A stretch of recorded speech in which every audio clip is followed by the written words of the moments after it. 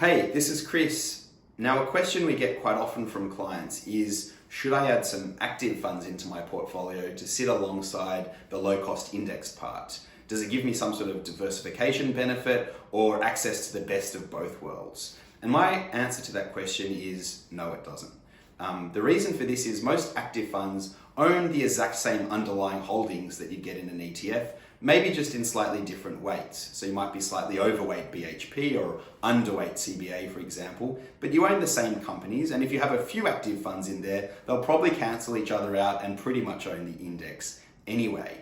They may have a few extra stocks in there, they may have pulled a few stocks out, but the underlying holdings will look pretty similar. And the problem that you have is that after the costs are accounted for of that active part of your portfolio, only 3 in 20 actually outperform over the long run. So over 15 years in Australia, only 14% of fund managers have beaten the index. So you've got to be lucky that that part of your portfolio is in that very small percentage of active funds that have done well. You've also got to be hopeful that the timing of when you're in there corresponds with that fund's outperformance versus the market. And what we see is fund manager performance is fleeting. They have periods of good performance and then poor performance. Unfortunately, most of the money gets attracted into these funds after a period of good performance, but that's when you should be probably avoiding them, just because returns tend to revert to the mean for active funds. And then you've also got to be very hopeful that the fees that you're paying for those active funds in your portfolio are low enough so that the extra performance they're able to achieve above the market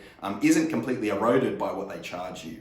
So if you expect over the long run, for instance, that the Australian share market's going to earn 9% a year, and an active fund's able to achieve 10% before fees, if they're paying 1% away in fees, you're never going to get any outperformance or benefit because all of that benefit is going to them.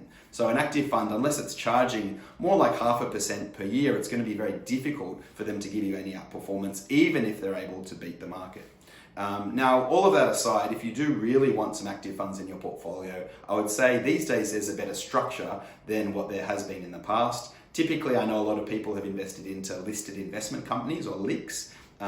These are the big companies that have been listed on the market for a long time and give you access to a diversified portfolio. One of the big issues with LICs is that they don't always trade at their asset value. Because there's a market of buyers and sellers and there's no need for them to trade at their asset value, you'll often get out at a big discount, and that means you're not actually realizing the true value of your investments. And that's why I prefer the exchange traded managed fund structure, or ETMF. They're kind of like ETFs, only they're active funds.